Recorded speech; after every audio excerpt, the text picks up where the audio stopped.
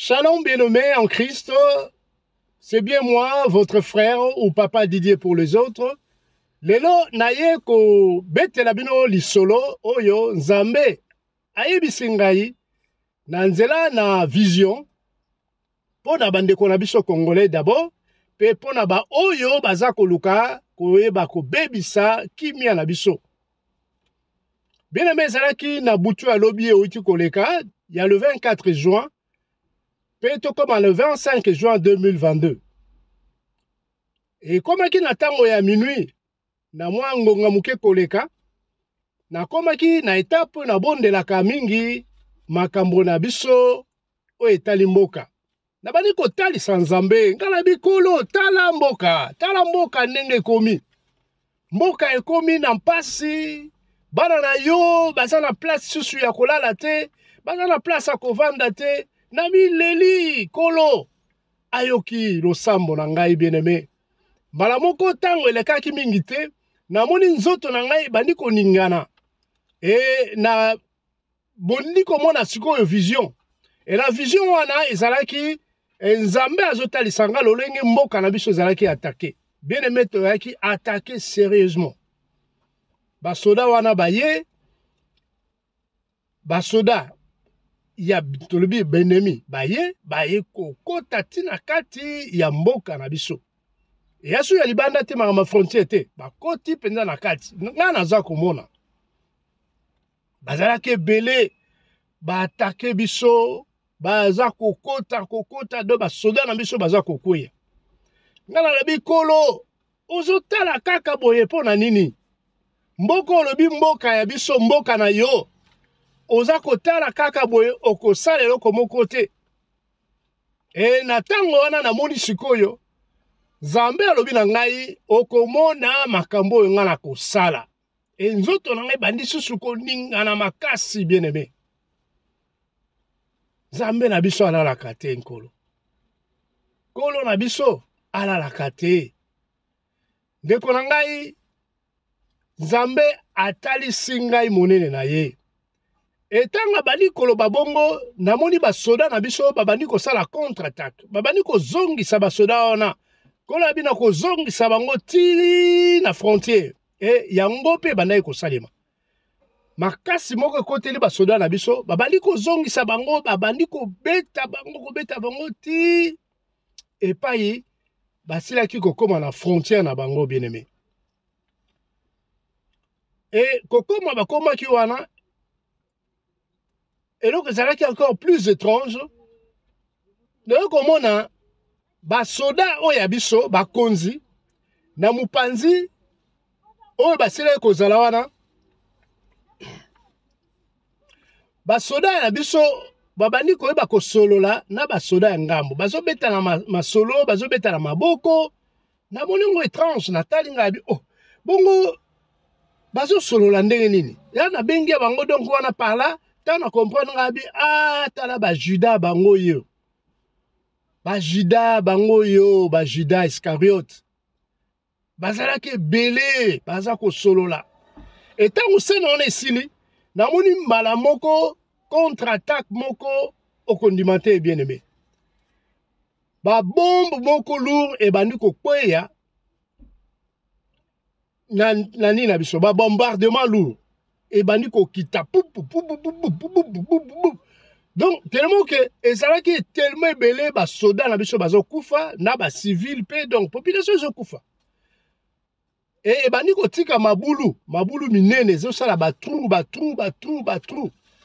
ezo salema et na temps nazo mona ba trou wana oh nga nazo kamo nga oh bon biso mto zongisi bango kuna et puis mbala mo ba attaquer biso bien-aimé na misu na ngai siko komi fixé na libulu moko na moni nini moko donc ekozala taba combien de mètres na habité en tout cas ekozala taba 500 libulu ba 500 mètres c'est possible ou ezalaki tellement moulayi et na se nango nazomona sikoyo ba or na moni ba or na se et puis pembeni na moni na juste ka na libulu wana likwa na katikati na mona liquide mo ezotanga Et na oki voit moko lobi na nga ke tala richesse ya mboka na bino.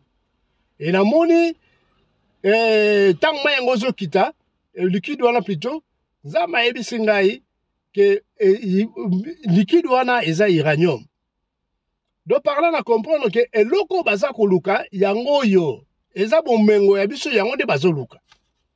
Donc nakangi parenthèse wana pona ko continuer sous lisolo yango na kotala nzambe asili ko ba kotali sanga susuke ndenge bazokota oyo.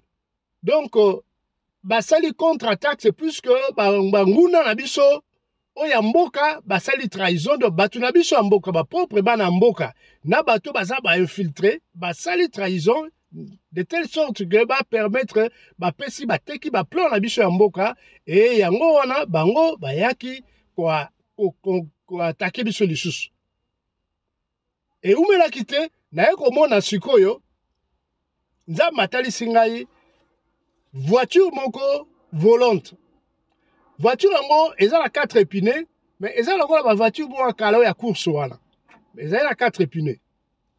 Ezo ya ezo tambola likolo et pa ba soda bazalaki.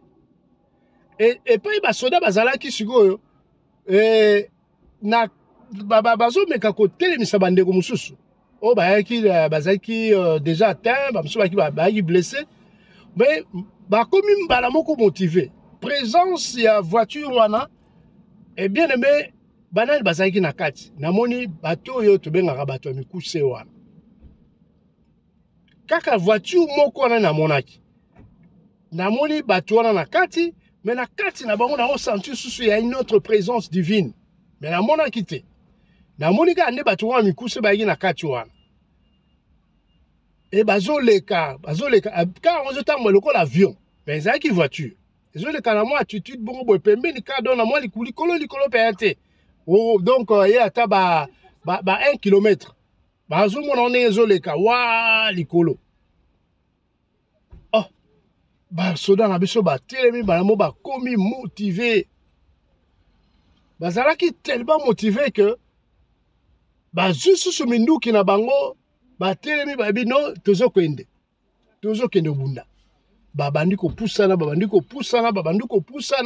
bazali ko pusana bien aimé bandi ko refouler susu batu wana ko zongisa bango sima bandi ko zongisa benemi susu sima po présence oyo wana elekaki. Donc na yeko lo basuli kamoko boy tango baleki wana ngana mituni ngabi oh kolo yango ni nango eza po ngana mona lokola munduki avion ni wana mona lokola avion voiture ngo na mona lokola avion mais ezo lancer ta masasité mais na matoi na ngai bayebisinga te eza masasi moko invisible donc ezo tindika na musika moyo mona ngo eza te ngabi ya bon etindi ezo tindika ngabi ezo tindika donc ndenge zo kende on ezo tindika ngabi oh alléluia bien aimé.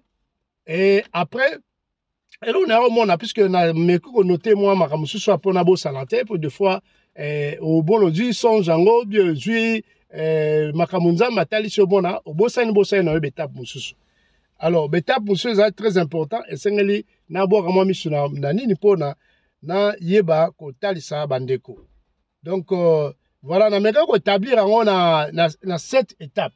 Dans cette étape bon il y a le bosso dans le baki eza attaque ennemi na territoire na biso on a miki ko expliquer.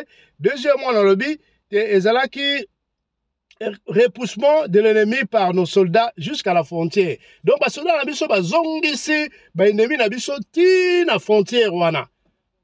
Ba ennemi na biso boyebi o baza ko attaquer biso. Baza ko attaquer biso to zongisi bango ti na frontière bien-aimé. Alors, troisièmement to le bi conversation auto bengi conversation à mulili. Conversation à mulili auto bengi ya Juda. Asali et pas ya yebaki na koyeba kofunda Yesu Masia. Bien-aimé ba Juda na mboka na biso bazali ebele. Ba Juda na mboka na biso bazali tellement ebele et zo sala ke pote bitumbane longwama et kozala mwa pasi mais nazo kozonga. To sala commentaire sur ça. Na rapidité mbango pona na yeba ko sisa lisolo ndenge nzambe atali singai.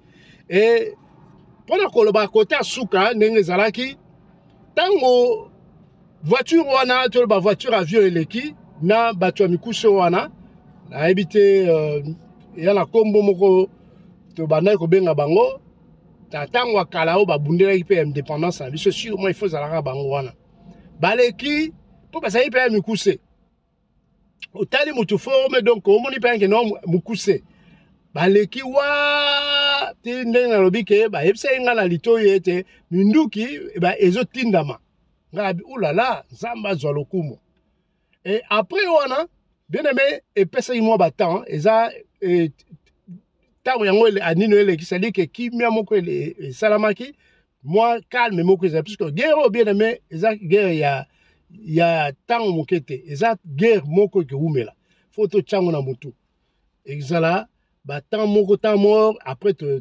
zongi moi kimia moko lukuta après zongi mais tala suka oyo nzambe yoko tali sangai na suka namoni armée céleste ekiti bien aimé tango nazolo ba armée céleste ezali bibundeli oyo nzambe atindaka tango makambo mpenza esalaka ke ono nzambe atindaka armée céleste na ye namoni armée ngo naomona ba géant moko namoni ba géant donc da forme ezalaki naomona ba forme moko ya milai lokola batu moko ya milai mpenza do naomona ta mitutu me eza la forme ya batu baye wana liboke bazoya moko atelemi bu malamona na frontière moko atelemi mususu aye atelemi sur pembeni donc eza lokola basala clôture ya ndako bien aimé alléluia donc naomona moko aye bru aye atelemi nakomona ebandelité suka te mais nakomona forme mpenza ke esprit ezota sanga oyo eza lokola forme ya mutu atelemi kotele bango aye lokola amoni mutu soko atie but nde tomonaka mutu soko atie but aye ndenge asepelaka aye fa akwea bru akwei na makolo na ye makolo ya genou aboye donc bazali na forme wana baye wana pour moko aye bru esali lokola forme makolo ebukani bu apres mbala moko etelemi esali lokola ekangi esali ekiti boye esali forme ya boye donc boye na boye ozomona forme yango donc oyo makolo na se toloba makolo na se et puis nzoto etelemi boye ya mibale pe ye boye ya misato kaka boye donc na liboso na bango se lokola coque ya bateau moni bateau ndenge ezalaka songe boye donc baotiango na comprendre eza ba barrage ya défense toomona yango na ntango ya kala bato oyo bando kobunda na makonga wana bato bando kobunda na makonga na badéfense na bango mingi bazalaki na bouclier oyo ezalaki na forme ya boye de façon que yo soki ozobeta dini obeti nini na yo eza koglisaka na mopanzi moyo oyo atteindre cible no ezalaki te donc moko atelemi boye mosusu atelemi boye esala lokola clôture ya ndako bien aimé ekangami bazokangama moko donc esala lokola forteresse ezokende ti naomona suka te donc par là j'ai compris que bazali koyeba ko Nzambe tolobi Nzambe aza ko clôturer mboka na biso aza ko tia forteresse netina te monguna asila koyeba ko atteindre biso ta mokete tala eloko suka na monaki nalobi oh Nzambe tika te kombo na yo za lokumu nakumisi kolosi masia pote yende ayebi masolo ndenge zalaka atika ba oya ete. Alors, ceux qui moi un commentaire, n'est pas commenter en n'a vu quelques points pour na commenter. N'a bien partager on a 7 points, na 7 points dans le sens que ndeng makamore le kaki to lobi attaque ya ennemi, to lobi repoussement, to repousser ennemi, nenga yaki na mboka na biso, to repousser. Troisièmement, to moni conversation, li solo oyo ya ba Juda. Ba solo li wana tokomi na frontière ba o dignitaire na biso do ba o militaire ba chef ba o solo la na ba chef à côté wana et ce n'est qu'après wana ndete na komona attaque contre attaque oyo ba bombardement lourd et salamaki na mboka oyo pesaki ba malusu minene bato ba kufi ebele. Alors après wana to komona o na bengi visitation ya voiture divine soto robengo ndenge wana na kati ezalaki na bato ya mikuse wana mais na kati wana pe na mona présence divine mo na kati na ressentir qu'il y a une présence na kati wana mais na mona kité ozomona. Alors na après na cinquième point to moni ke bato ba kufaki tellement trop na kati ya conflit yango wana basoda na biso bakufaki na benemi mpe bakufaki mingi mais ya biso mpenza bakufaki ya mingi puisque bayaki koutilize oyo ezalaki babombardement ya makambo ebele basalaki mpona koyeba koelimine bato na biso. Et puis septièmement, tomoni ke Nzambe akotinda armée céleste na ye oyo eyaki clôturer na nyonso. Alléluia. Bien aimé tokoki koloba nini na likambo oyo. Tokoki koloba boye. Situation ata eye makasi bien aimé. Nzambe akoki kotika bana na ete. Kolo ayebi situation oyo tosili kozala na yango. Moka ezali ya biso. Biso toza ba agresseur nde. Tozali plutôt ba agresseur.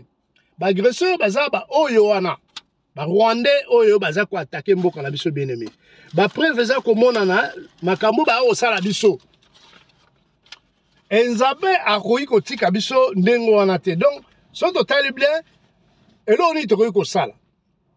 Wana après na tongo ta nazo ko sukola bolimo santu aza kotali sanga pe makambo. Toza ko solola.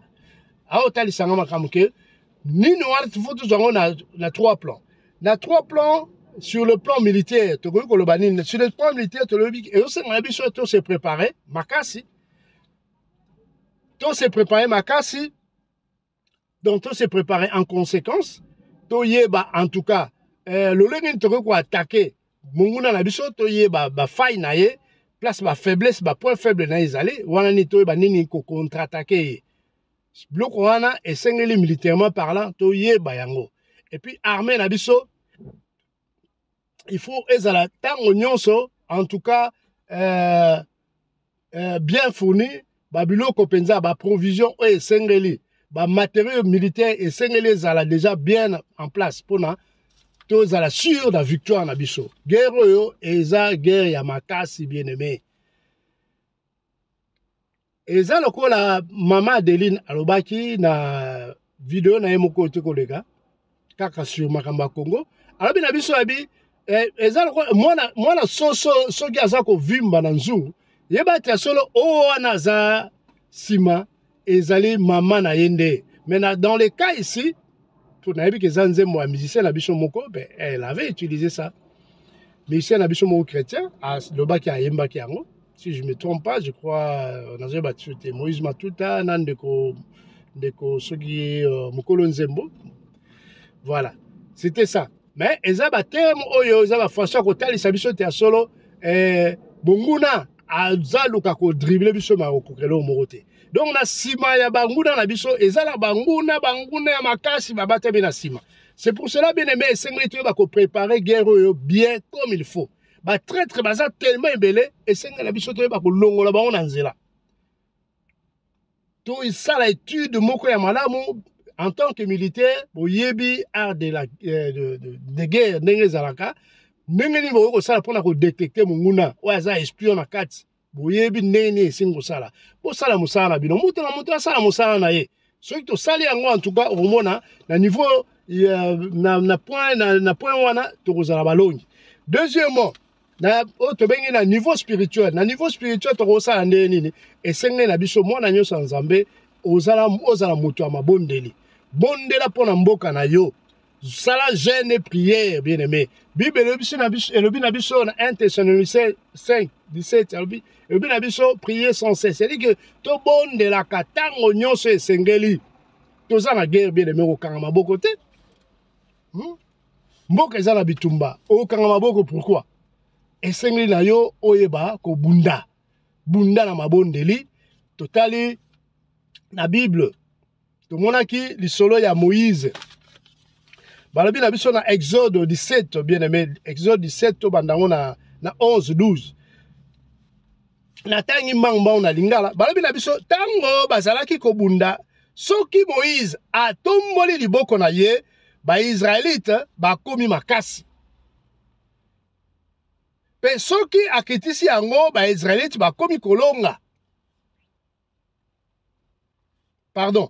Soki akitisi yango ba Malécite ba bandi kolonga. C'est-à-dire que tango Moïse aza otombola loboko, c'est-à-dire que wana ya forme ya prière bien aimé. Tango ba bondeli na biso zali ko kende likolo ya Nzambe. Nzambe azo yoka apote toza ko bondela. Mais soki to kitisi kaka maboko na biso, c'est-à-dire que soki mabondeli ya susu te, to stopper au mikolo wana mikolo na lemi na bondeli petro bien aimé ba ke wana ndesko mungu nazo préparer pour nous attaquer biso yango batalisi biso wana Exode 17 11 12 on a rapide na zongeli mbangu tango bazali ko bunda soki Moïse atomboli liboko na ye ba Israélite ba komi makasi c'est que soki atomboli loboko na ye ebe biso ba congolais tozali kolonga mais soki ya solo loboko ya Moïse kiti c'est que soki mabondeli na biso kiti e banguna na biso oyo tobengi ba Rwandais na bandeko mosusu ya pembeni na ba mama na bango baza sima bango nde babandi kolonga biso bien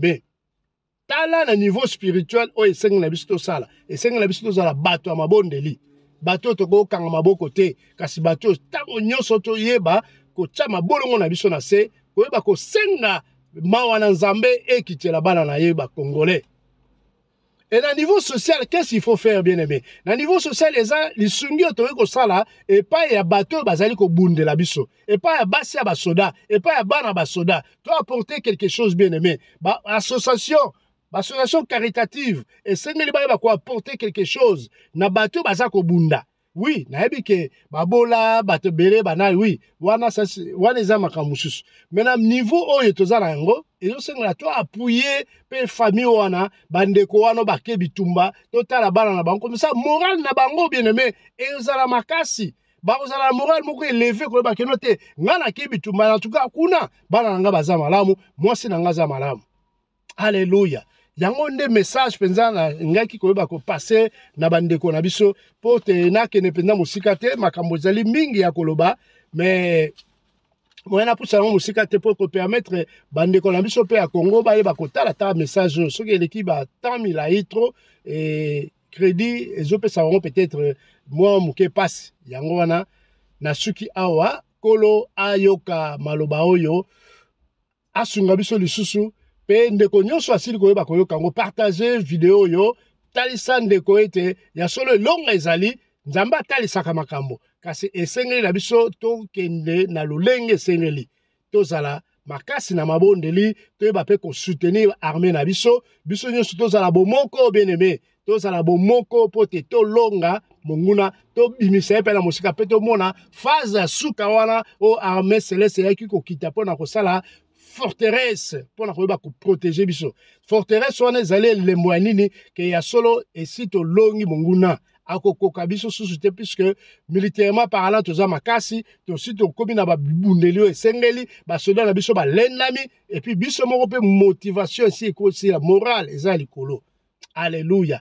Na suki bongo na kombo na Yesu Masiya oyo azali mobateli mosungi ya biso pe na lobi kimia na Yesu Masiya ezala na biso nyonso. Amen.